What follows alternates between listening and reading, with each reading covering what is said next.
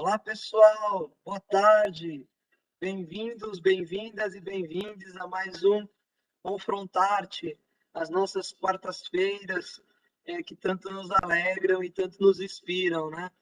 Na última quarta-feira não pude participar, mas agora já estou de volta. Senti falta de todas e todos vocês e é um prazer estar aqui hoje novamente com a professora Thais, a professora Gabriela e a professora Edivânia e a minha querida colega, a professora Silvana, que estamos hoje aqui, né, somente eu e ela. A professora Lilian pede imensas desculpas, teve um pequeno contratempo lá em Portugal, então não pôde estar conosco, mas sempre está aqui perto da gente, organizando e fazendo todos os eventos.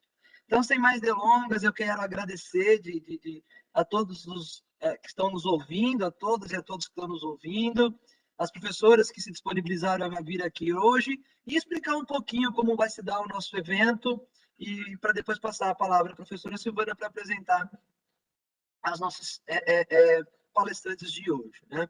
Vocês já sabem, nós temos a fala das pessoas que são convidadas ao Confrontarte, depois abrimos uma sessão de perguntas ao final das falas, então deixem as perguntas de vocês ali no chat do YouTube, nós repassaremos as nossas palestrantes, poderemos fazer uma sessão de perguntas e respostas ao final. A gente pede também que vocês, por favor, curtam a página do GPIC, marquem o sininho no YouTube, deem um like nesse vídeo, porque o algoritmo do YouTube entende esse tipo de ação como uma maneira de colocar o vídeo mais acima nas procuras pelos temas e as palavras-chave específicas. Então, quanto mais vocês fizerem isso, mais a gente consegue levar os nossos debates e as nossas demandas mais para cima na procura do YouTube, né? Então, já agradeço a todas, a todos e a todos novamente. É um prazer estar com vocês em mais uma quarta-feira e passo aqui a palavra para a professora Silvana, minha querida amiga e colega do Confrontarte.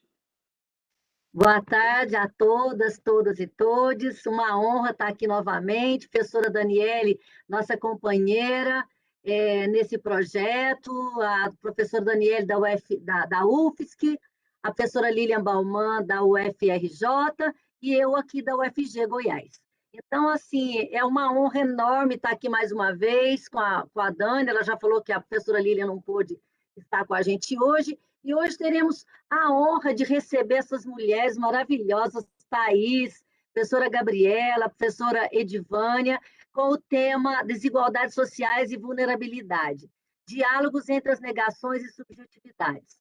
A professora Thais, ela é professora da Universidade Estadual do Rio Grande do Sul, ela é professora do Programa de Pós-Graduação em Direito da UNOESC, é também colaboradora no Programa de Pós-Graduação em Educação da Universidade Estadual do Paraná. Então, esse é uma riqueza, esse currículo, que não dá tempo da gente falar tudo pelo nosso próprio formato. A professora Gabriela também é doutoranda em Direito pela Universidade do Oeste de Santa Catarina, no OESC, e a Edivânia, ela é especialista em Gestão e Educação, Supervisão e Orientação à Administração Escolar pela PUC, Universidade Católica do Rio Grande do Sul. Então, estamos hoje em excelente companhia. Eu tenho certeza que nós teremos uma tarde super agradável, provocativa, que vai nos levar a pensar questões extremamente necessárias neste momento do nosso país. Então, professora Thais, eu já te passo a palavra e, na sequência, a gente já passa para a professora Gabriela e para a professora Edivânia. Tá bom? Agradeço muito mais uma vez por vocês terem aceito o nosso convite, por abrilhantar nosso projeto. É uma honra para o Confrontarte receber vocês aqui. Então, brigadíssima, eu já passo a palavra, professora Thais. Muito obrigado. A minha saudação cordial, né, às queridas professoras, amigas, colegas pesquisadoras, a professora Lilian, a professora Silvana, a professora Daniele, e também as pessoas, esses grandes seres que compartilham hoje essa conversa comigo, que é a professora Gabriela e é a professora Edivânia. Como anunciado já pela professora Silvane, nós temos como título da nossa conversa, do nosso diálogo, desigualdades sociais e vulnerabilidades, diálogos entre negações e subjetividades. Eu iniciaria essa fala com uma licença poética. E assim, nós começamos nossos dias e a nossa trajetória. Uns nasceram para cantar, outros para dançar. Outros nasceram simplesmente para serem outros.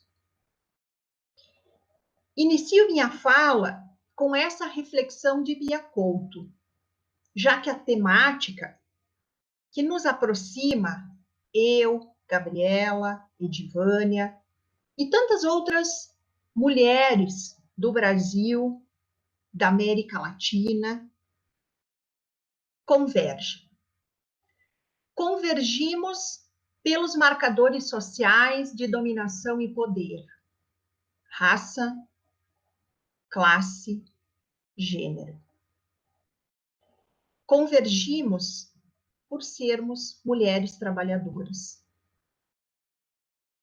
Também escolhemos a academia, as letras, o saber, a construção do conhecimento. E, por vezes, o que nos aproxima é o que nos segrega, é o que nos aparta, é o que naturaliza as negações que são tão constantes e sentidas por nós no dia a dia. Negações, apagamentos, silenciamentos, que nos unem enquanto reflexão. E esses elementos acompanham as nossas trajetórias, a minha, a da Gabriela, a da Edivânia.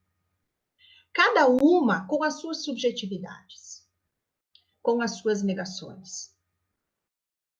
Cada uma sendo acordada e adormecida diariamente pelo peso da ordem do cuidado humanitário.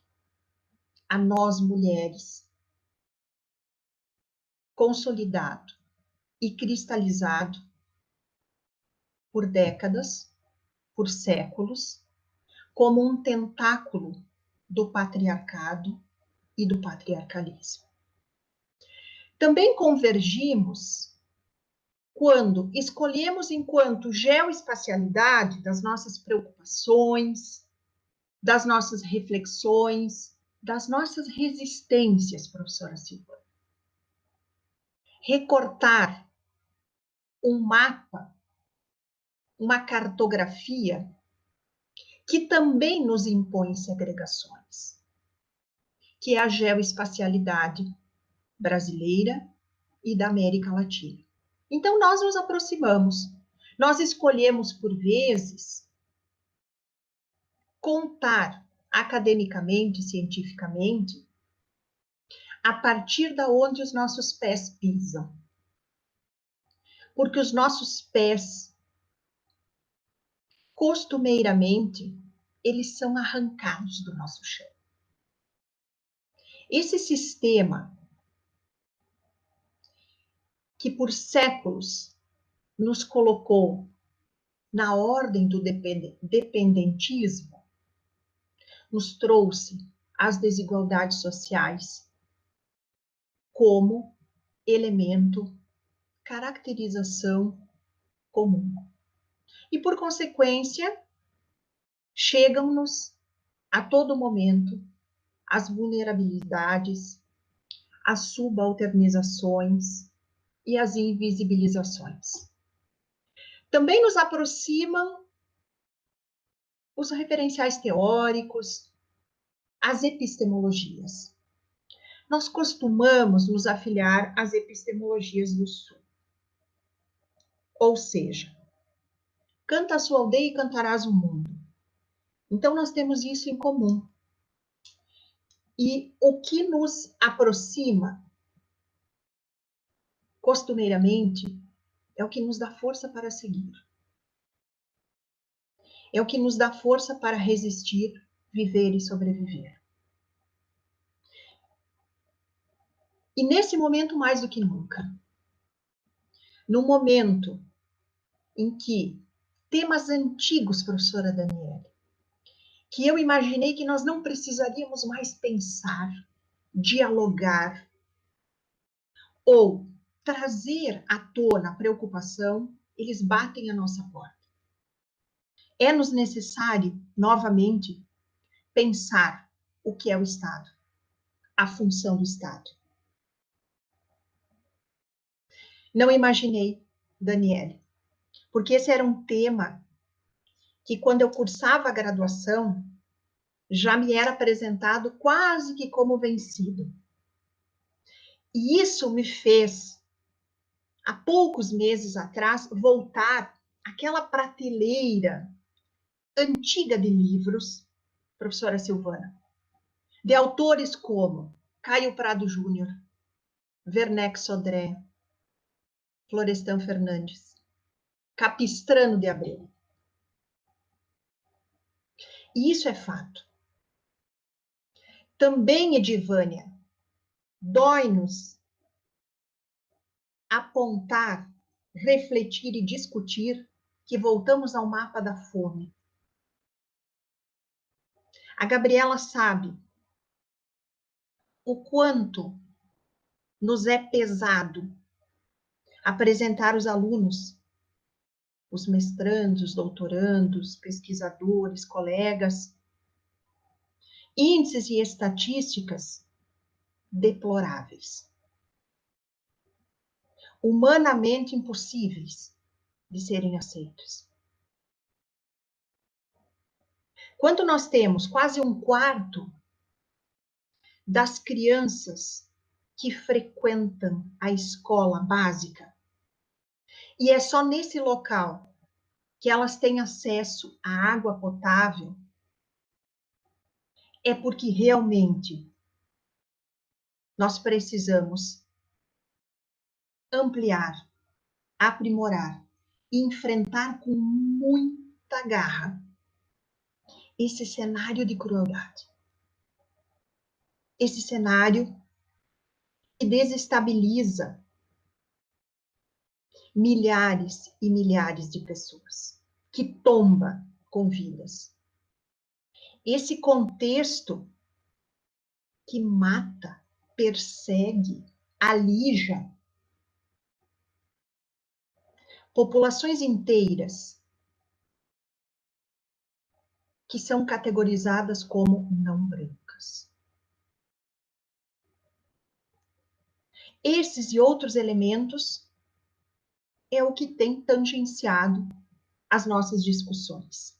E é por isso que nós estamos juntas e compartilhamos esse momento. São essas reflexões que nos unem, felizmente. Mas, por outro lado, a resistência, por vezes, nos é abrandada, porque as violências também ampliaram, incidem sobre esses corpos com mais intensidade. É preciso pensar, repensar, refletir. O que fizeram para que a nossa realidade atual fosse tomada de tanta violência e de tanta crueldade? Aos povos indígenas, caiçaras, povos das florestas, negros,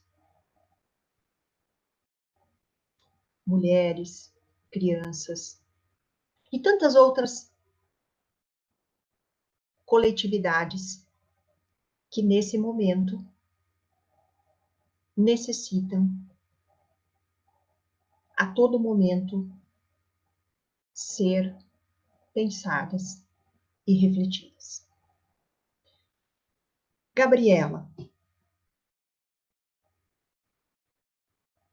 Obrigada, prof. Thaís. Um prazer sempre te escutar, né? Ainda mais dividir espaço contigo. Cumprimento também aos colegas que estou conhecendo agora, as professoras Daniele, Silvana, Edivane, é um prazer também estar com você novamente. Eu vou fazer também aqui, vou tentar respeitar o tempo para dar espaço de fala para todas, né? Porque falar em pesquisa científica eu não sei para vocês, gente, mas para mim é sempre uma tarefa, assim, porque a gente é muito apaixonada pelo que faz, né?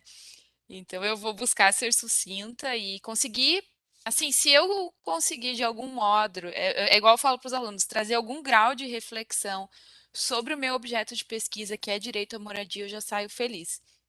Então, aproveitando toda essa introdução que a professora Thais faz, a professora Thais que tem muita propriedade quando fala, ela desenvolve há anos pesquisas sobre a questão de subalternização, epistemologias do Sul.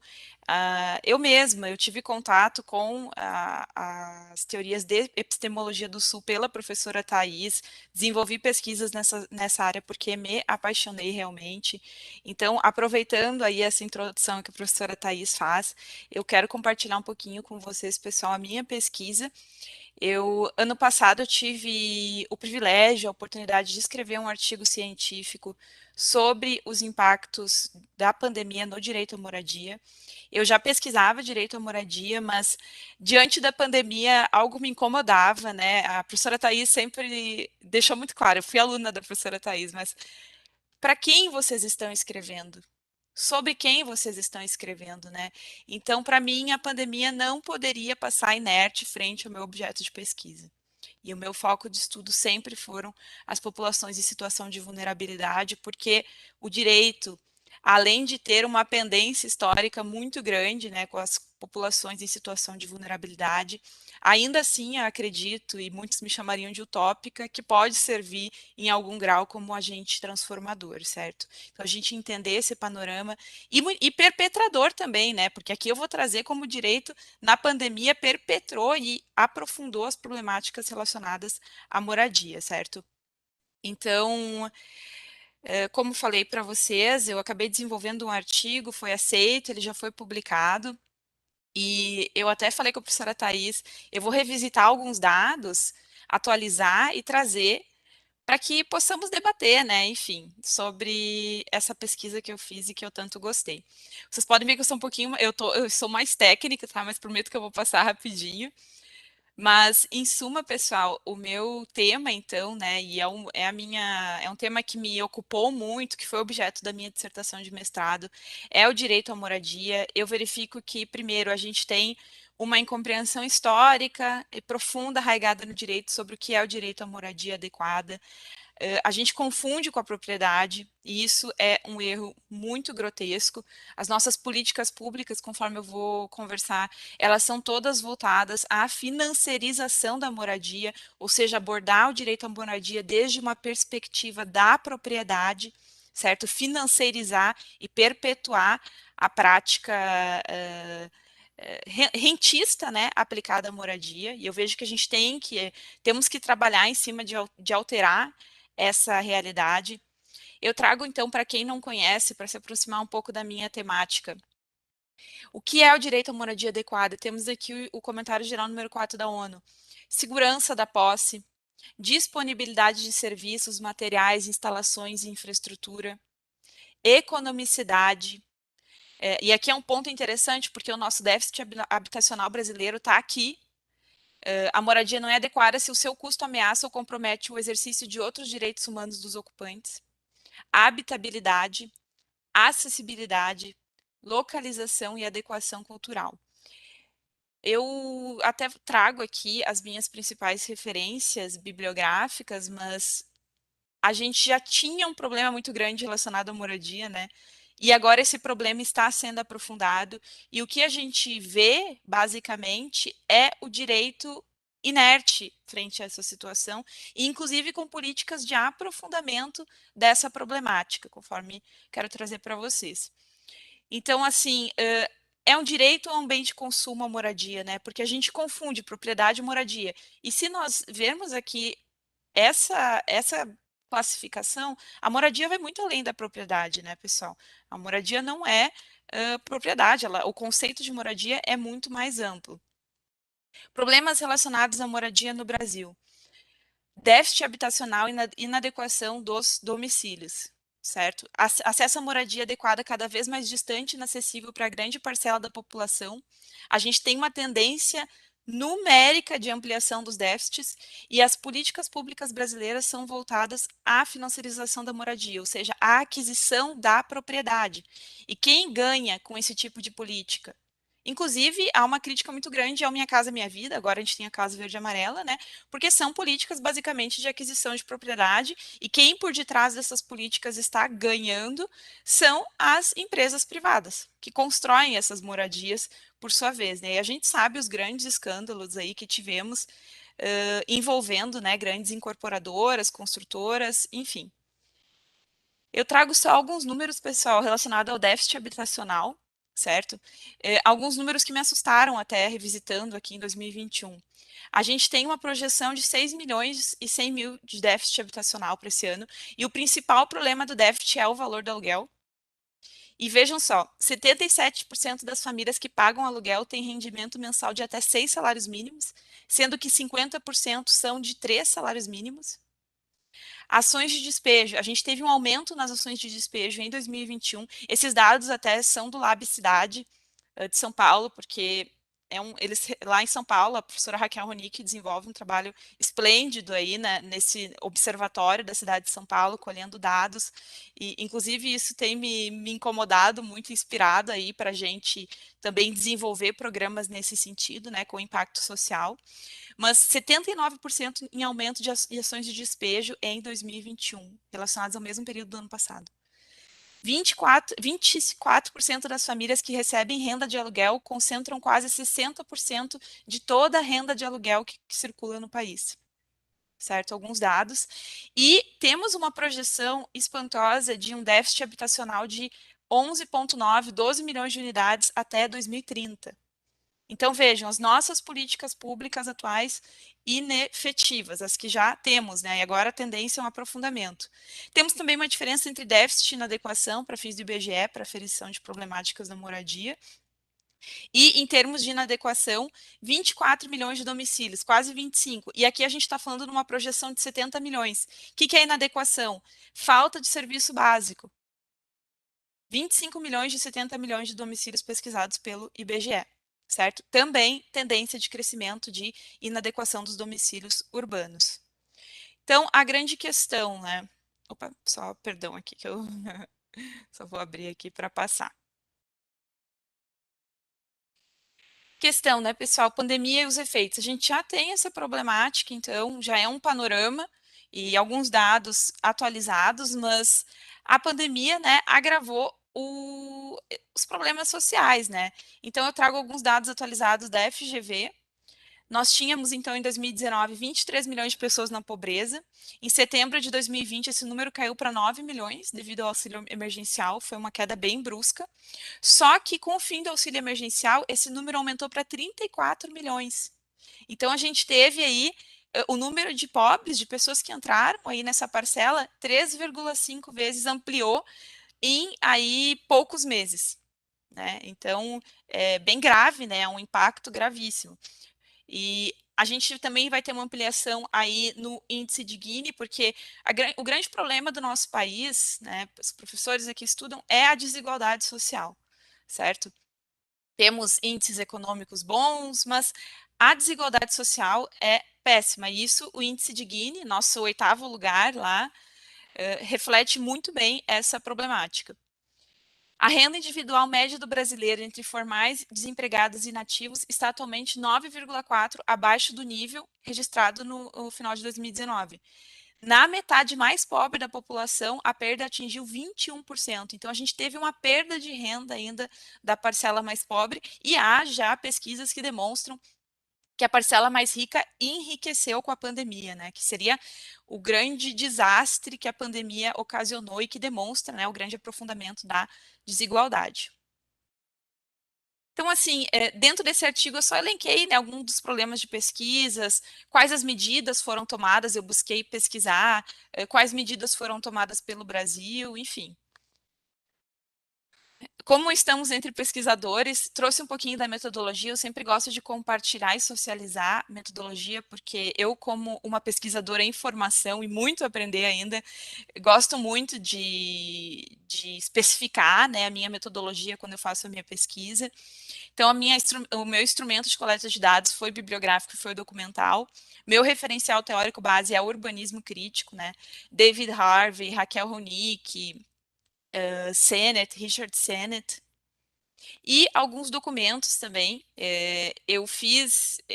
Foi bem legal até, eu desenvolvi um Trello junto com o meu orientador, e a gente juntou mais de 200 notícias sobre os efeitos da pandemia no direito à moradia em todo o mundo, assim, eu procurei em tudo que é site, eu fiz, assim, uma revisão, foi muito legal, foi muito interessante, porque o que que acontece, pessoal, e vocês como pesquisadores sabem, eu não tinha análise de dados para pesquisar quando eu fiz o meu artigo.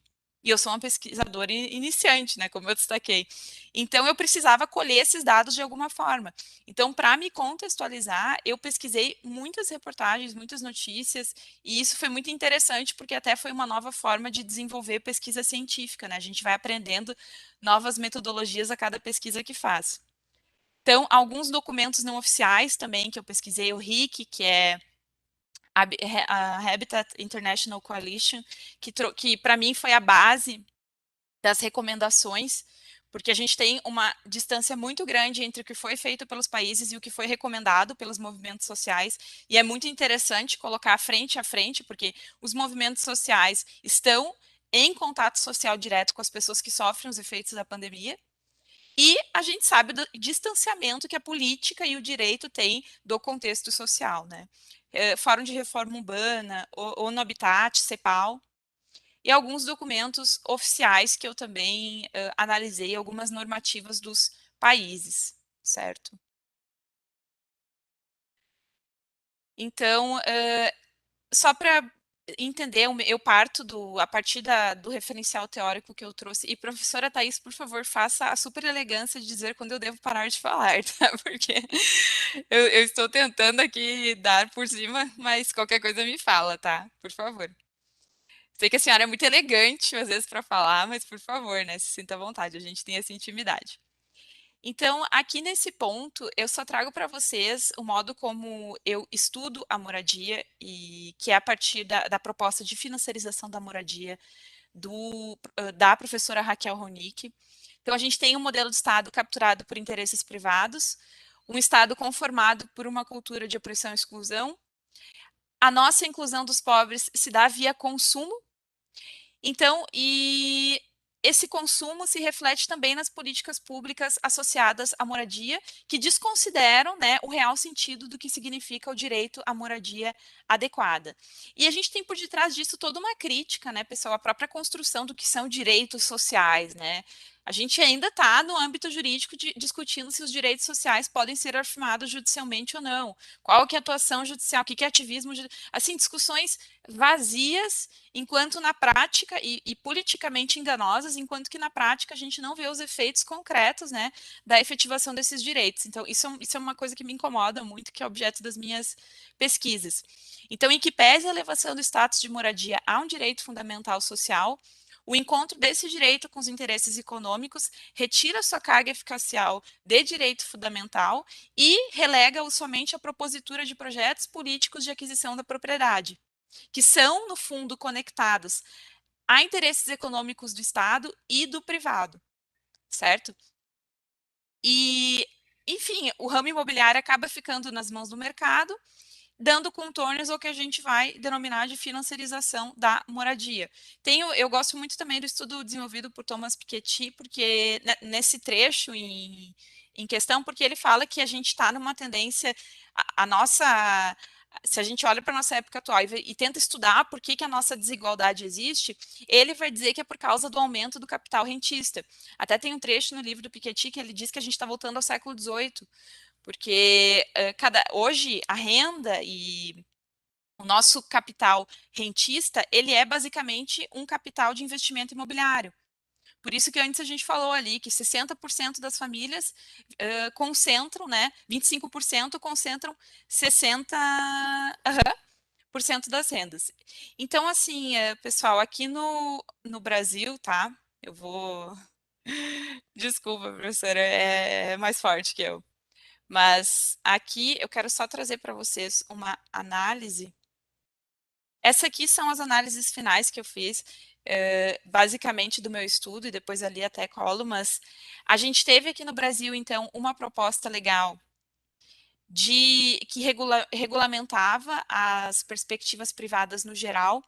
Tínhamos algumas propostas de não ter despejos durante determinado período de 2020, viu? Suspender despejos, mas foi vetado esse trecho pelo presidente, então a única questão que nós tivemos ali aprovado foram questões que não protegiam o direito à moradia adequada. Recentemente tivemos a aprovação de uma legislação que proíbe, então, o despejo e as desocupações, mas ainda ela não é protetiva o bastante para proteger o direito à moradia adequada, e tem toda uma discussão também que se desenvolve, o que seria adequado, tanto que nós tivemos no Brasil, por exemplo, o auxílio emergencial, muitas pessoas utilizaram esse auxílio para pagar aluguel. Então, nós não pensamos em formas de proteger o direito à moradia, né? No fim, esse dinheiro que muitas pessoas receberam serviu para pagar o aluguel, deixando muitas vezes de trazer comida à mesa, certo? Então, em suma, o Brasil não agiu em tempo e, ademais, a gente não tem um plano pós-pandemia. Essa lei agora que proíbe despejos e também retirada de desocupações, né? Retiradas de pessoas de ocupações, essa lei, que é bem recente, inclusive do mês passado, ela, primeiro, vem com muito atraso e, segundo, ela é uma lei prevista só para o ano de 2021. Só que, assim, os efeitos da pandemia, quanto tempo ainda a gente vai ficar, né? Vai ter que lidar com todo esse caos social que nasceu. Então, enfim, pessoal, isso seria. Eu só trouxe essa pequena aí, provocação, porque nós temos que pensar os direitos, né? Como o direito está pensando os direitos fundamentais, né? E principalmente, como a professora Thais trouxe, de pessoas invisibilizadas, pessoas que não têm subjetividade também para vir a público falar.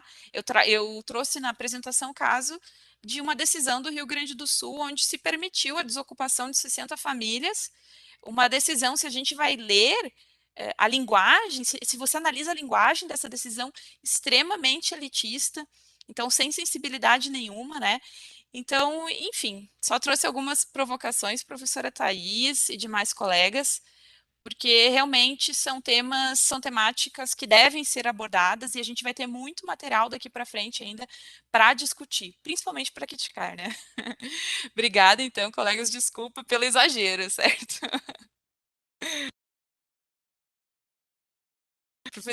Edivânia, passo então a palavra para você, aproveitando que a professora Thais me passou antes. Então, eu quero primeiramente assim, agradecer à prof. Thais, porque penso que esses momentos são sempre momentos, assim, além da partilha, de reforçar a esperança e acreditar que o amanhã, apesar de tudo, pode ser melhor para todos e todas, não para alguns ou para algumas, né? Então, também o meu boa noite à prof. Silvana, a Daniele e a Gabriela, e todos que nos escutam e nos acompanham. E eu quero dizer assim que eu vou me apresentar de novo, porque a prof falou da minha formação, mas eu durante a minha formação eu fui fazendo algumas escolhas e algumas reflexões que eu preciso dizer do meu lugar de fala, para poder compreender e dizer da importância, inclusive, de quando a prof. Thais diz, Edivânia, arruma lá no seu tempo, na sua organização, um momento para a gente conversar. Eu sou professora, mas eu sou militante do Movimento de Direitos Humanos em Passo Fundo. Eu sou da CEMUN, Organização de Mulheres Negras. Eu sou militante do Movimento da Moradia, né, professora Gabriela, e sei muito bem esses números, como ele tem cheiro e tem vida, como a gente tem sentido isso. Moro numa ocupação urbana, onde eu sou uma das lideranças Na ocupação que eu moro, ocupação Valinhos 2, nós somos hoje 123 famílias, aproximadamente 365 pessoas. Então, é desse lugar que eu vou compartilhar como é que a gente vive, como é que a gente dialoga, como é que a gente sobrevive. Também sou estudante do mestrado interdisciplinar e que estou olhando justamente a moradia e as mulheres. Então, eu quero dizer assim para vocês, com muito carinho, que falar da desigualdade social, vulnerabilidade, eu costumo dizer que esses temas, para a minha pessoa, eles são carregados de sentidos e eles são carregados de cheiros. Por quê? Porque quando a gente faz a pesquisa, e agora também eu estou começando assim me aproximar com muito, não vou dizer medo, mas com muito estranhamento desse espaço. Mas quando a gente lê, a gente traz dados, a gente fala, a gente sabe do ocorrido, a gente sabe que existe. Né? Mas quando você sabe tudo isso e você está no território, eu costumo dizer que a gente sente o cheiro. A gente sente o cheiro, a gente sente a dor, assim como a gente sente o perfume, que é aquilo que dá alegria e resistência para, inclusive, dizer, não, nós vamos ficar aqui até 31 de dezembro, acreditando que não vamos receber reintegração de posse. Né, prof. Gabriela, assim, essa utopia e essa resistência para a gente continuar vivendo. Quero dizer também que essa vulnerabilidade, ela tem cor. E quando eu falo que ela tem cor porque ela é minha gente, é nossa gente, é o povo negro. São as mulheres negras, são as crianças. E ao falar das mulheres negras, eu preciso falar da classe, que são as mulheres negras, empobrecidas, e as mulheres brancas também, empobrecidas por um sistema capital, né, que nos mata todos os dias. Por que eu digo isso, que nos mata todos os dias? Porque quando uma mulher, uma mãe, não consegue trazer para a mesa o seu alimento para alimentar seus filhos, isso é uma morte. Então, é conjugar, olhar essa desigualdade que ela sempre existiu no Brasil. Só que com a pandemia, ela vem para a mesa, ela escancara. E aí fica assim muito dolorida, muito cruel, porque quem é que vai sentir na pele toda essa questão da vulnerabilidade que já é presente? As mulheres. Quem é que sofreu mais com a questão do desemprego? As mulheres. Quem é que sofreu mais com a violência doméstica? As mulheres. Quem precisou ficar com as crianças e não tem escola, e as crianças não têm a merenda? As mulheres. Quem é que teve que se reinventar nesse momento de pandemia para cuidar do vírus e não morrer de fome? As mulheres, as nossas populações das periferias e das ocupações. Porque assim, pessoal, em Passo Fundo, pelo menos, o município não consegue chegar até as ocupações. Mas quem são vocês? Vocês são invasores. E os invasores não existem. Eles são invisíveis. Porque se vocês colocarem lá no Google o nome da rua onde eu moro, não vai aparecer. Porque eu moro numa ocupação, mas está como uma invasão. Então, se você não existe, se você é invisível, você não tem direito. Então, que direito tem quem está nas ocupações? Que direito tem quem está à margem da sociedade? Que direito tem quem está nas periferias desse Brasil afora? Então, essa desigualdade, ela é cruel. Eu costumo dizer que ela é perversa, porque ela é capaz de matar em nós até a nossa capacidade de sonhar. Porque sonhar com a barriga cheia é uma coisa. Sonhar com a barriga vazia é quase impossível.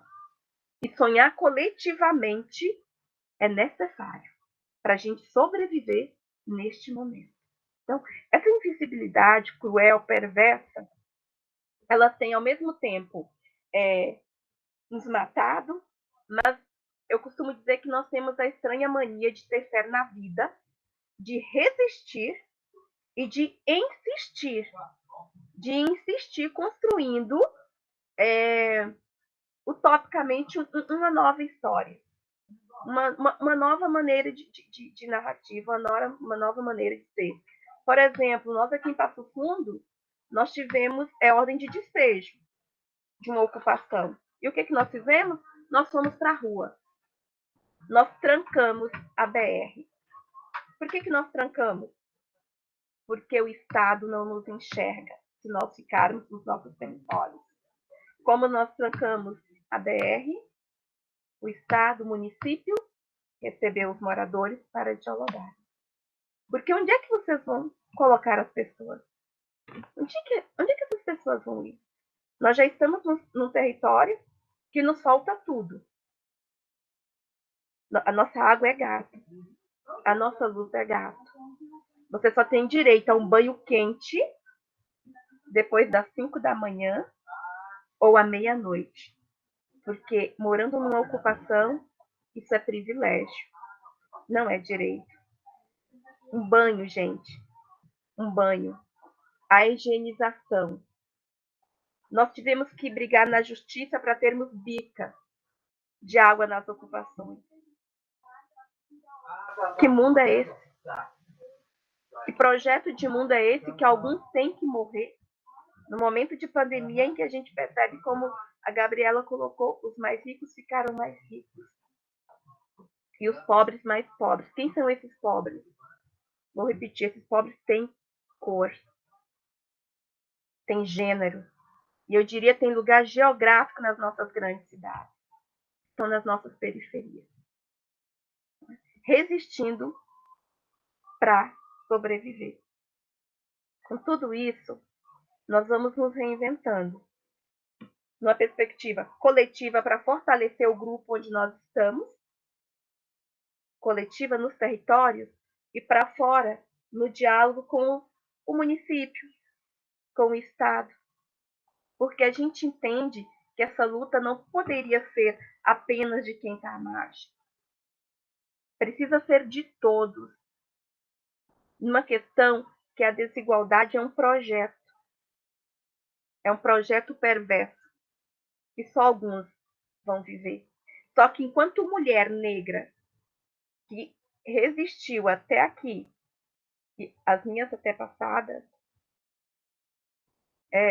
a gente continua insistindo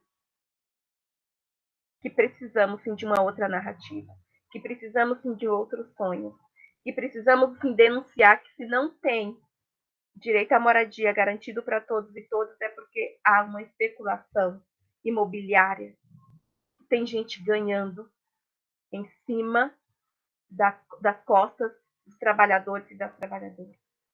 Homens e mulheres que constroem esse país e que não têm o direito de, no retorno dos seus trabalhos, voltarem para casa e ter aquilo que é tão sagrado para todos nós, a moradia. O seu lugar do afeto, o seu lugar da acolhida, o seu lugar do chimarrão, o seu lugar do cafezinho, o lugar da roda para você acolher quem chega. Então, falar dessa desigualdade, falar desse povo. E quero dizer uma coisa para vocês. O meu tempo está já indo, mas preciso compartilhar. Tem morrido muita gente. E a dignidade precisa ser pauta para o país. De morrer com dignidade. Que ser enterrado como gente também. Que não jogar os nossos corpos precisa ser pauta. Que um corpo de uma mulher que gestou 9 filhos não pode apenas ir para a terra sem a dignidade, sem a sensibilidade da família poder se despedir, nem que seja por um segundo, por um momento. A dignidade do nascer e do morrer, porque nós estamos enterrando mulheres que construíram esse país, mas que não é negado tudo em vida e também no momento da sua morte. E nós, movimentos sociais, estamos lá, resistindo, porque a vida vale muito. A vida vale muito. E eu quero terminar, não vou dizer que eu vou terminar a minha fala, mas parar por aqui. E tem uma frase da Riane Leão, que é uma mulher negra, que eu tenho pensado muito, muito, gente. Assim, não romantize o que te rasga o peito. Não romantize. Não romantize o catador. Não romantize a mulher que está ali com um filho na barriga e com outro pegando pela mão. Não romantize os povos indígenas, o seu sofrimento. Não romantize o sofrimento das mulheres negras, dos LGBTQI. Não romantize. Apenas seja solidário. Se não for pedir demais. E se for ousado, multiplique. Que um outro país é necessário, que nós precisamos de políticas públicas. Porque assim como todos, nós queremos uma coisa. Nós queremos viver. Nós não estamos pedindo demais. A gente quer viver, mas a gente não quer viver de qualquer jeito. A gente quer viver com dignidade, de cabeça erguida, com as nossas dores, com as nossas alegrias, com os nossos cheiros, mas de cabeça erguida. Obrigada.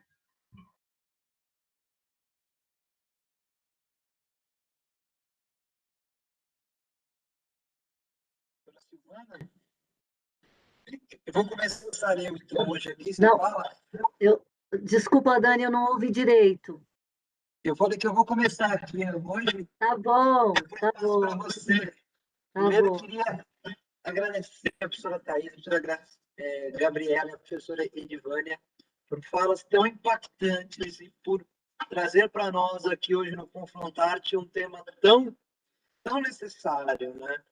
Acho que nós temos visto nesse Brasil, e não é dos últimos 3 anos, é desse Brasil, desde que a gente deturpou a regra básica que nos rege, nos mantém a ordem por interesses escusos, desde 2013, eu acho que a gente tem visto uma desconstrução total dos nossos direitos, né?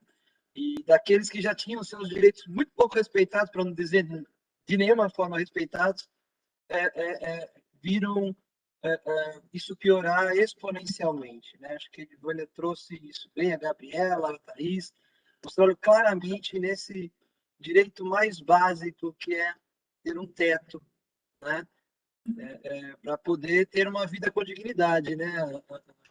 Vocês não devem conhecer, eu sou companheira da professora Riva de Freitas, e ela sempre dizia, sempre diz, nós sempre conversamos, né, que vida só é vida com dignidade, né? Viver por viver não existe, né? O direito à vida que a gente luta é o direito à vida com dignidade. E a dignidade somos nós que dizemos o que é para nós a dignidade, né? Então, muito obrigada pela fala de vocês. Eu tenho aqui no chat um monte de elogio. O povo está meio ainda, costumeiramente, né, professora Silvana? Quietinho, não faz perguntas, estão todos envergonhados ainda, meio inibidos. Mas eu queria fazer uma pergunta para vocês três, depois passo para a professora Silvana, que tem a ver um pouquinho com a região que vocês estão. Eu sou uma pessoa de São Paulo e vim de uma realidade que tem uma série de alicerces onde o preconceito se construiu, né? Onde a desigualdade se construiu. E aí tive a oportunidade de viver como professora no Rio Grande do Sul, em Santa Maria, e agora moro em Florianópolis, no estado de Santa Catarina, né? E pude ver diferentes maneiras de edificar o preconceito e transformá-lo em algo do dia a dia, né? E aqui em Santa Catarina hoje eu vejo isso todos os dias, né? Porque afinal de contas nós estamos no estado talvez mais retrógrado, mais conservador e mais preconceituoso da República, né? par de tudo que a gente pode ter de bom também, obviamente tem, porque nada é só ruim, né? Eu vivenciei isso, né? Não estou dizendo que há um grau melhor ou pior. Eu vi várias maneiras do preconceito. O que eu queria perguntar para vocês como é que vocês entendem esse tipo de construção no Rio Grande do Sul, né? Porque, sendo de São Paulo, estou fazendo uma pergunta agora de uma leiga, mas que teve a oportunidade de viver ali, nós também criamos preconceitos em São Paulo com as pessoas, tanto do Sul como do Nordeste e do Norte, né? E nos enxergamos, muitas vezes, em São Paulo, muito mais liberais e muito menos preconceituosos do que as sociedades do sul do país, né? E isso vira um turbilhão de coisas no país que vai nos dividindo, né? Então, eu acho que é uma oportunidade incrível para a gente detalhar as estruturas que nos constroem, né? Eu acho que a eleição do Bolsonaro mostrou para mim, uma pessoa de São Paulo, como nós somos retrógrados em São Paulo. Como fomos possíveis, como foi possível colocar 1 milhão de pessoas na rua para defender um projeto retrógrado e de não dignidade da vida das pessoas, né? Então, eu queria ouvir um pouquinho de vocês, porque muito do que vocês vivenciam também é fruto da sociedade que vocês estão inseridas, né? Não acho que seria diferente em São Paulo, mas com certeza tem características distintas do que se passa em São Paulo, do que se passa aqui, né? Aqui em Florianópolis, em Santa Catarina, a professora Thais ali dá aula em Chapecó, mas também conhece a realidade. Você não vê as pessoas que não têm moradia, você não vê as pessoas que precisam ser inseridas. É uma sociedade que sabe esconder esse tipo de demanda, de pessoas que têm essas demandas. E é uma realidade que é distinta de São Paulo. E eu queria entender melhor. E eu pergunto isso porque a gente está construindo muitas vezes em bases muito distintas, uma pseudo-realidade de desenvolvimento para alguns lugares que, na verdade, são extremamente preconceituosos e extremamente propagadores de desigualdade, né? E eu acho que, para quem conhece um pouco do Brasil, né, a professora até estava falando quando a gente estava no offline aqui, né, nas nossas viagens pelo Nordeste, eu tenho a possibilidade de conhecer aqueles que talvez são mais chamados de pouco inteligentes, pouco capazes, onde, de alguma forma, reverbera melhor a busca e a construção por políticas públicas de igualdade. E aqui, onde todos somos chamados de muito inteligentes e muito desenvolvidos, acabamos construindo essa nossa pseudo-ideia de, digamos assim, sucesso em bases muito desiguais e nefastas para o desenvolvimento da sociedade, né? Então, eu queria ouvir um pouquinho de vocês, que trabalham intrinsecamente com esse contexto, né? Se vocês entendem que é uma realidade muito específica dessa região, do Rio Grande do Sul, para isso, de Santa Catarina, né? Obrigado. Professora Daniele, muito obrigado. Então, eu acho que é importante, sim, né? Eu resido no norte do Rio Grande do Sul, a Gabriela está no oeste de Santa Catarina, e a Edivane está no Planalto Norte, né, do Rio Grande do Sul. Então, eu tenho por mim de que todas as vertentes explicativas, elas podem receber alguma resposta se nós nos atentarmos ao processo de trajetória histórica, não só do Brasil, mas do continente latino-americano. Então, para mim, parece-me assim quase que impossível imaginar todo e qualquer aluno, estudante, pesquisadora, pensador, independentemente da sua área, que despreze esse conhecimento. Tá? Então, nós temos, assim, essa consolidação do ideário do colonialismo, centrado, né, na modernidade, no sistema mundo, esse processo que o sociólogo Aníbal Quijano tão bem escreveu para nós, e que nos aponta que o processo de ocupação e povoamento do Brasil, com o assente nos marcadores sociais de dominação e poder, ou seja, a reidentificação, a reestereotipização, a reidentificação do povo nativo, dos povos originários, nesse olhar do sistema mundo, somos todos um, é o DNA de todo esse processo histórico que nós temos de construtos, né, de racismo, preconceito, exclusões, e todo esse grupo de pensadores que ficou anos e anos trazendo isso para nós. Então, eu acho que é interessante, né? Buscar os historiadores, sociólogos, antropólogos, os cientistas políticos, sociais, outros, que trazem explicações assim muito mais próximas.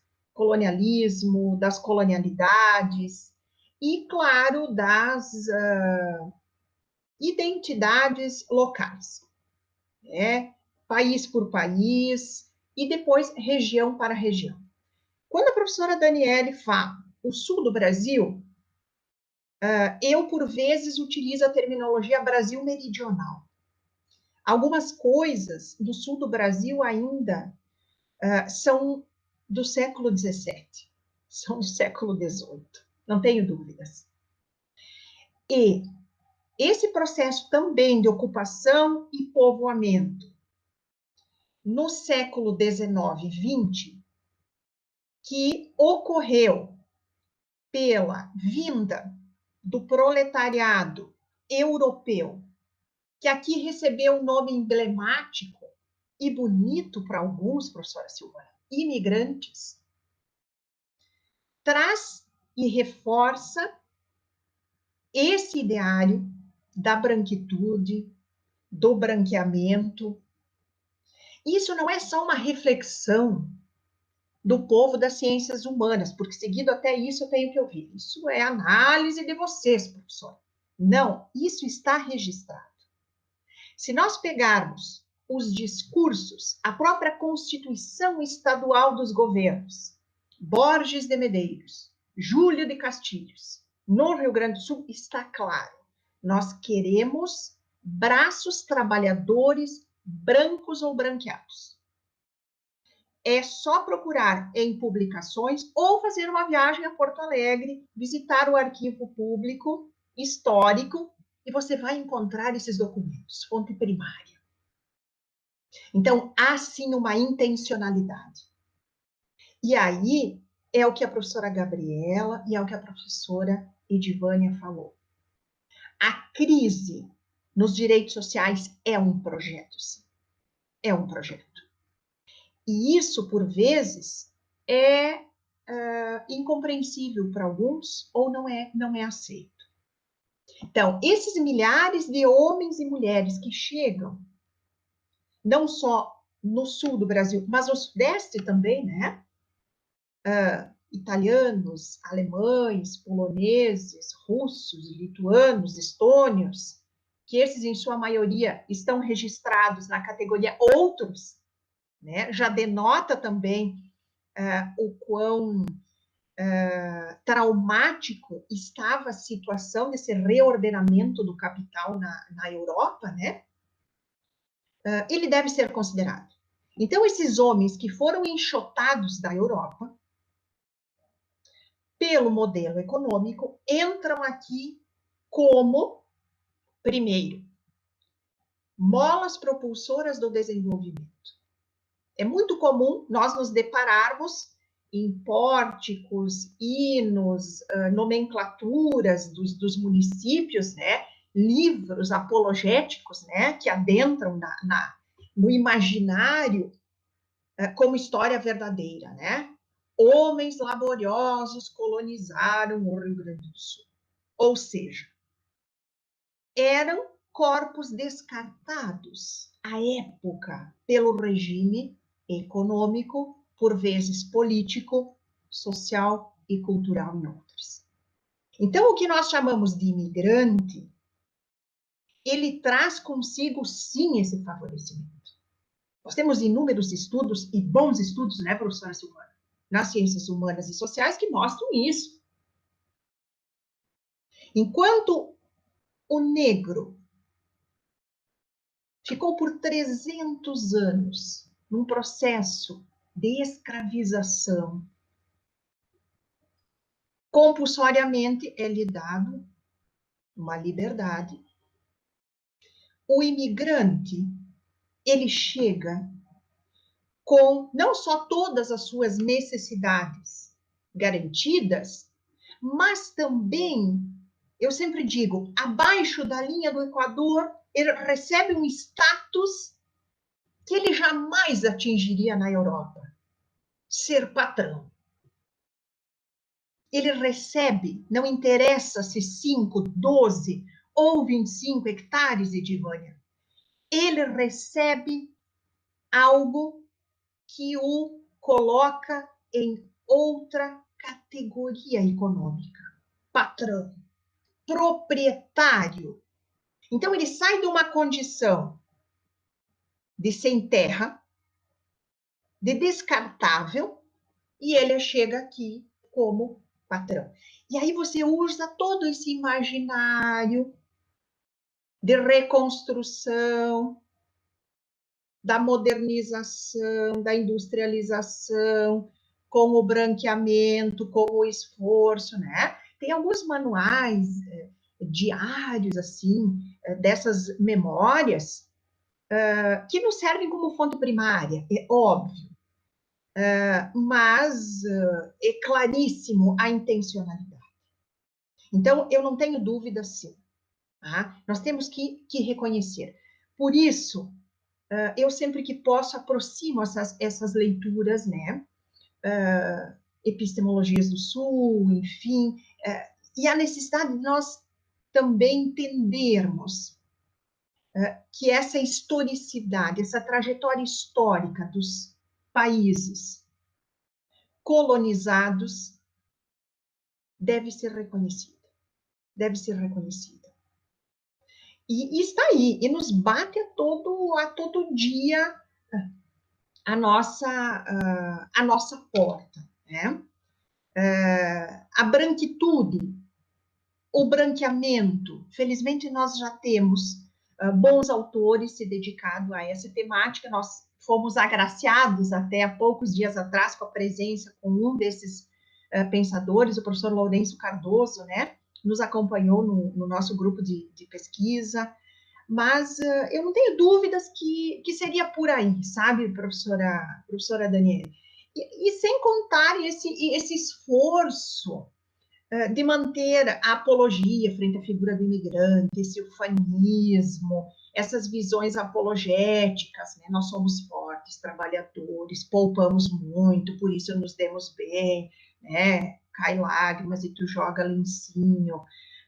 Aí, quando a gente acha que passou tudo, vem a grande emissora de televisão com maior índice de assistentes e lança uma novelinha que reforça isso, né? Vem aquele historiador que decide fazer narrativa histórica, romanceada, folclorizada, vai todo mundo para a livraria e compra volume 1, volume 2, volume 10, volume 15, né? E é um pouco isso, né? Eu diria que nós temos que nos aproximar de análises assim históricas, historiográficas, com mais densidade. Formação mais aproximada, né? Colegas, me desculpa, eu me estendi um pouco. Edivânia, por favor, viu?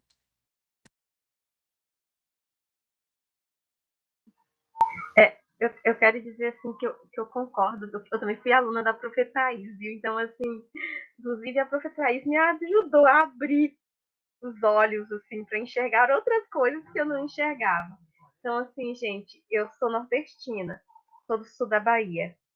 E ao chegar aqui no Rio Grande do Sul, hello!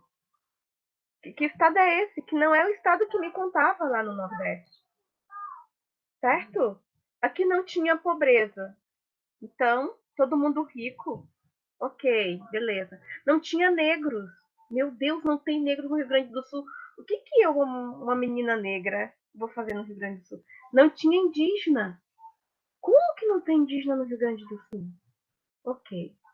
E de repente eu começo a perceber, para além daquilo que é colocado pelos gaúchos, com todo o respeito que eu os amo e acolhi essa terra para viver aqui, que tinha sim outras identidades, outros povos, outros cheiros, outras gentes, e que essa narrativa eu sou mais não é bem assim.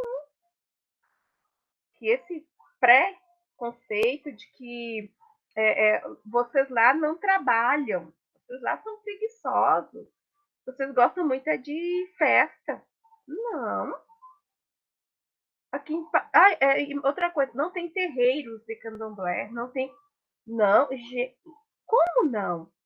Então, assim, quando você aproxima e assim vai estudando, eu diria assim, para quem nos acompanha e ao mesmo tempo agradecer os nossos professores que possibilitam que a gente abra os olhos, né, para enxergar. Eu tenho percebido assim 3 coisas que eu tenho ficado muito atenta, me acompanhando enquanto mulher negra, enquanto movimento social e também nas minhas leituras. A intencionalidade desse projeto, o imaginário do povo gaúcho, assim, dos gaúchos, sobre quem é a população negra, quem é a mulher negra, os indígenas. E isso fica muito claro quando a gente está nos territórios conversando, quando a gente tem informação e isso vem. Então, isso fica muito claro.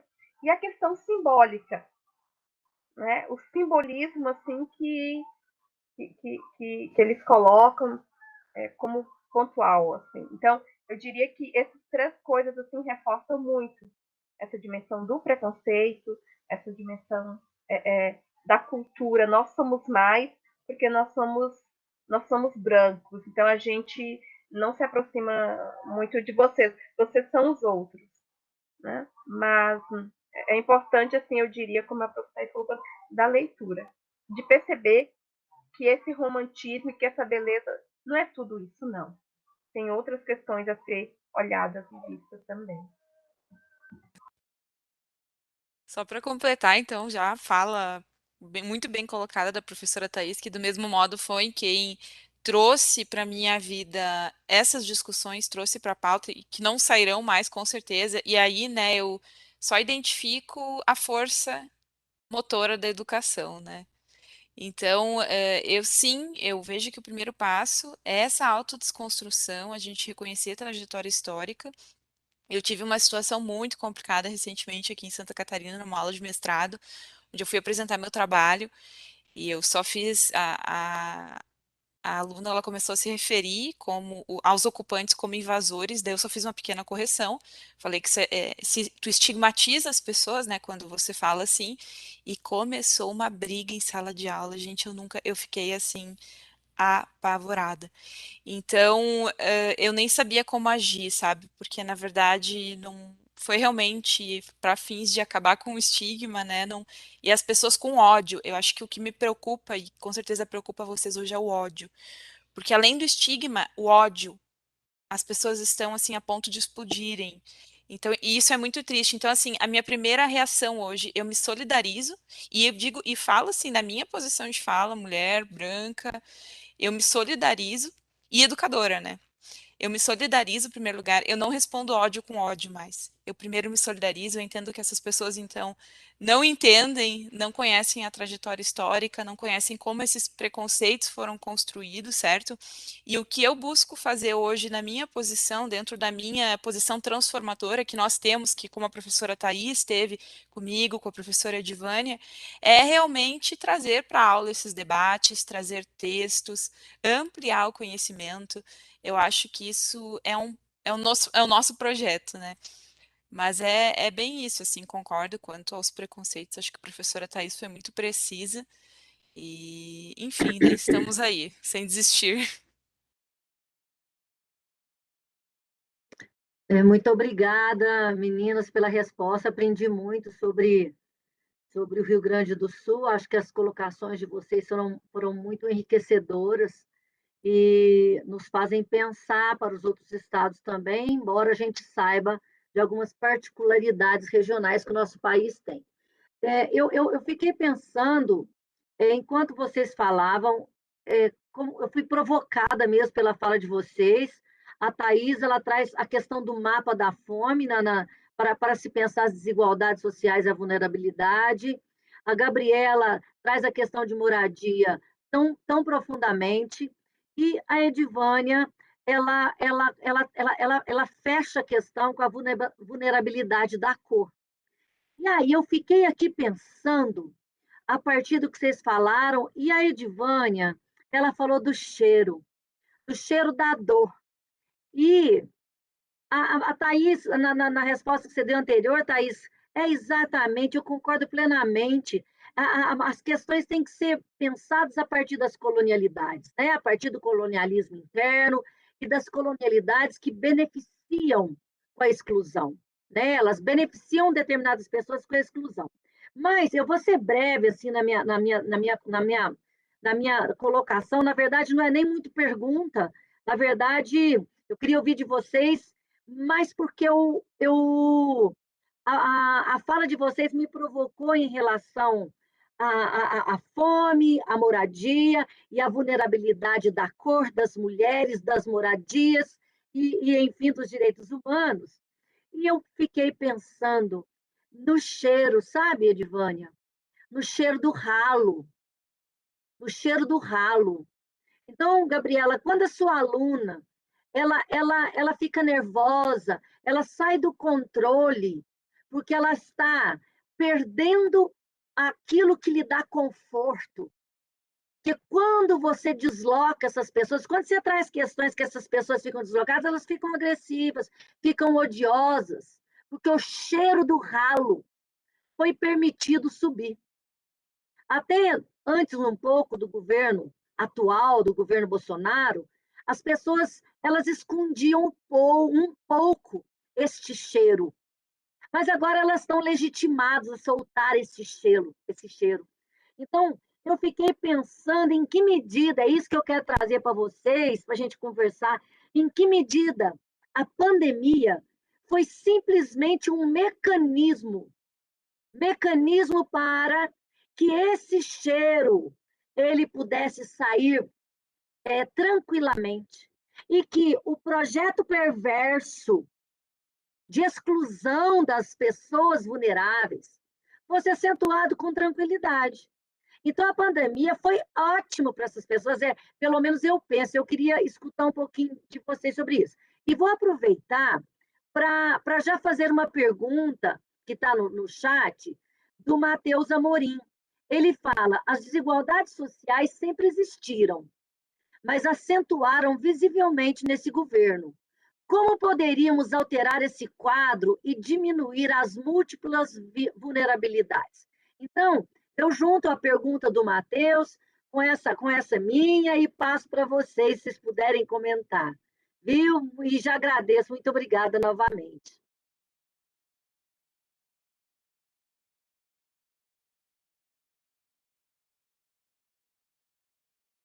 Prof. Thais, palavra. Não necessariamente, né? Mas é isso, a professora Silvana e o que o Matheus falou. A desigualdade é um projeto em curso. Acentua-se, sim, em muitos períodos. E esse que nós estamos vivendo, eu não tenho dúvidas. As duas professoras coordenadoras, e três, né, com a professora Lilian também, que faz parte desse projeto, bem sabem que o orçamento de algumas universidades públicas brasileiras hoje está com a mesma rubrica de 2008. Ponto. As pessoas estão buscando alimentos desprezados por esse que não tolera o cheiro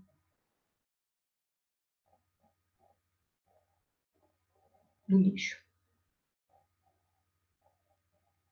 Então, temos que pensar, sim, um projeto de país em que se encare as desigualdades e pensar também pela perspectiva da interseccionalidade. Esse é um outro conceito, né, professoras, que nós temos buscado, aprendido, enfim. E nós não podemos desperdiçar, não podemos desperdiçar, como a professora Gabriela, né, a professora Edivânia colocou. Eu quero viver. Parece tão impactante, mas é esse o nível de crueldade que nós chegamos. É isso mesmo. E em se tratando de academia, de universidades, eu não tenho dúvidas. Nós temos um papel, sim, essencial, mas também não podemos deixar de apontar, professora Silvana, que as nossas universidades também, por vezes, ocupam um espaço de excelência de corredores do colonialismo e das colonialidades. É isso. E isso tem que ser encarado, né, professora? Para ontem. E nós também temos esses enfrentamentos dentro das universidades, né? Colegas, mais alguma observação, comentário? Edivane, eu vou só pedir licença, porque a minha fala vai ser bem breve. Eu não consegui trazer na apresentação, mas me chamou muito a atenção quando eu fiz a minha pesquisa, porque além de analisar as leis, os projetos que nós tínhamos, também verificar os comentários contrários e favoráveis. E assim, especificadamente nesse último projeto, aprovado mês passado, né, muito tardiamente, que evita despejos e tem detalhes ainda, que são aluguéis de até R$ 600, há várias críticas, só até o final do ano, mas você vê as reações contrárias dos políticos contrários, porque foi 36 a 38, por pouco esse projeto não foi aprovado. E um projeto base, gente, até para uniformizar a jurisprudência no país inteiro, porque os despejos estavam ocorrendo. Então, assim, é muito aterrorizador os comentários contrários que vão muito no sentido do que aqueles alunos falaram aquele dia, com muito ódio também, com estigmatizando as pessoas. Então, assim, a gente vive num país desigual e essa desigualdade se reflete nas nossas políticas públicas e no direito. Então, assim, eu acho que é dever nosso como pesquisadores, e aqui estamos falando entre pesquisadores, é o público que está nos assistindo aqui. A gente tem esse dever de conseguir estabelecer uma ponte, por isso que diálogos com a Edivânia, que tem esse contato tão cru com a realidade, é importante. A professora Thais também desenvolve pesquisa de campo. Eu fico muito feliz por esses espaços e busco aproveitar ao máximo, porque eu vejo que é esse distanciamento, e tem, né, todo um problema estrutural junto, mas eu vejo que falta esse contato da nossa política e do nosso direito. Prof, a prof. Thais colocou muito bem e a Gabriela também. E eu quero dizer assim que com a pandemia, eu acho que há alguns momentos há uma desculpa. Eu falo, eu faço, porque tem a pandemia, então eu me escondo. No fundo, eu já tinha esse cheiro, entende? Com a pandemia, eu me permito. E depois que eu me permito, eu tenho um governo que legitima essas minhas práticas, certo? Porque quando você tem algumas atitudes que elas não é legitimada, você, por uma questão ética, por ser bonitinho, porque não convém, porque eu sou família tal, porque eu tenho sobrenome, eu não falo, eu não faço, então eu me escondo.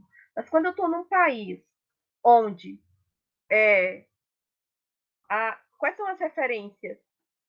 As armas, as piadas, né? A falta de respeito, em todos os sentidos, a falta de respeito com a vida, quando a gente diz mais de 600 mil mortes nesse nosso país. Então, eu estou legitimada por um governo que é um governo genocida, que é um governo de morte, que é um governo que não pensa no bem da população. Então, tanto a aluna da PRO, e tantos outros, vai se sentir no direito de, inclusive, me agredir uma outra mulher negra, de agredir uma criança negra, de agredir um índio, a população de rua, né? Porque e isso não... Ai, Tivânia, mas o governo em si não diz. Mas o simbólico. O que é pegar uma criança no colo e fazer a simbologia da arma? Por que não deu um livro, gente? Por que não deu uma flor? Né? Por que não deu uma caneta? Por que não deu um quilo de arroz? Por que não pagou o bujão de gás, que está R$120, para aquela criança poder levar para casa e cozinhar? Então, se dá conta que está legitimado por um sistema, por um projeto de governo. E que eu vou dizer assim, que nesse momento, essa perda de direito que nós estamos sentindo na pele e na mesa, porque aí esvazia o arroz e o feijão, a gente só vai conseguir reinventar se nós, assim, ir para a rua de novo, se a gente conversar nos nossos espaços, que privilégio, que direitos, que democracia, né? Que isso não é mimimi, que isso é coisa séria, de conversar nas aulas sobre colonialismo, sobre mulheres, sobre gênero. Isso é coisa séria.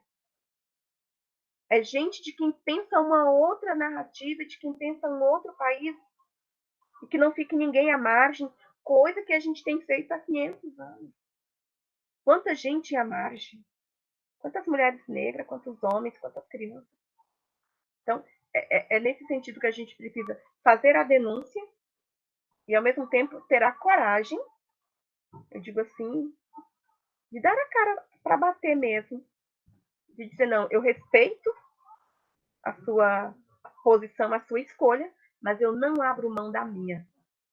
Eu não abro mão, porque eu sei que a minha, eu não estou sozinha. Eu tenho do lado direito, do lado esquerdo, do lado da frente, do lado pessoas, um coletivo que fortalece. E não é qualquer coletivo, é o povo. Porque quem está sofrendo, gente, muito, é o povo. E eu costumo dizer, esse povo tem rosto, tem cheiro, tem nome, tem identidade. Só alguns governantes, governadores é que ainda não quiseram enxergar. E que isso é projeto. Isso não é uma questão assim romantizada. Isso é projeto. A gente sabe disso. E por isso que a gente resiste.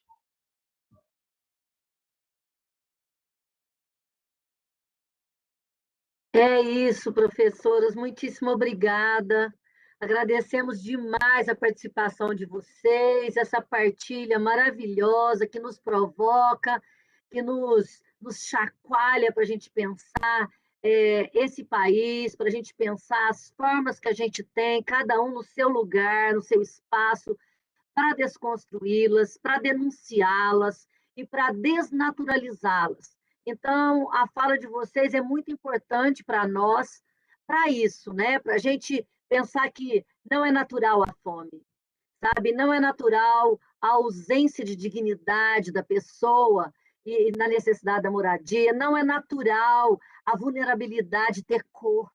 Não, isso não pode ser natural. E vocês trouxeram para nós essa provocação, essa denúncia. Então, muitíssimo obrigada às três professoras, Thaís, Edivânia, Gabriela. E eu vou passar, então, e obrigada também, aproveito para agradecer as pessoas que estão com a gente até agora, e já passo a palavra para a professora Dani fazer o encerramento. Obrigado, professora Silvana. Eu passo linhas das suas palavras. Foi uma tarde de muito aprendizado, mas eu não esperava muito menos, porque eu conheço a professora Thaís, estou tendo a chance de conhecer a Gabriela e a Edivânia agora. A gente já sabia o que esperar e a gente tem um baita orgulho de poder trazê-las aqui, que venham mais vezes, que nos abram os olhos mais vezes.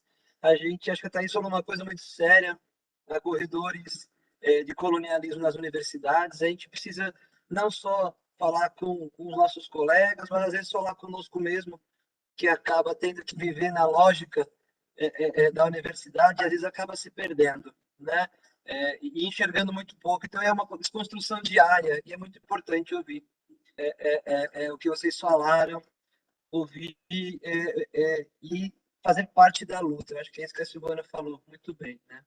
Então, antes de terminar aqui e encerrar, eu abro a palavra para vocês fazerem as considerações finais de vocês, darem um tchau, falarem dos trabalhos, se tem algum site, tem um grupo de pesquisa de vocês que eu sei que é tocado pela Thaís e pela Riva, que é super bacana, fiquem à vontade.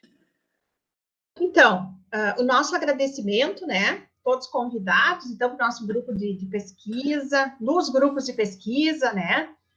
Também para acompanharem as nossas atividades, publicações, e esse movimento, né? Muito obrigado, e como dizia o velho e bom poeta, sonho que se sonha só é simplesmente um sonho. Sonho que se sonha coletivamente torna-se realidade. Então, sonhemos juntas, muito obrigado e até breve. Gabriela, Edivânia, se quiserem falar, fica à vontade, o microfone. Só agradecer, então, professoras, foi um prazer conhecê-las e obrigada pela condução aí da tarde. Prof. Thaís, também agradeço a intermediação do convite. E Edivânia, sempre muito bom te ouvir também, viu? Um prazer estar com você mais uma vez. E um abraço, né, a todos que nos acompanharam.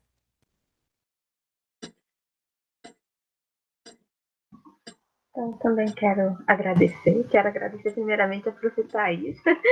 Como eu disse anteriormente, sempre me provoca assim, vamos lá, Edivânia. E isso faz com que eu aqueça os meus sonhos, a minha esperança e aquilo que eu acredito. Vamos lá de novo, né?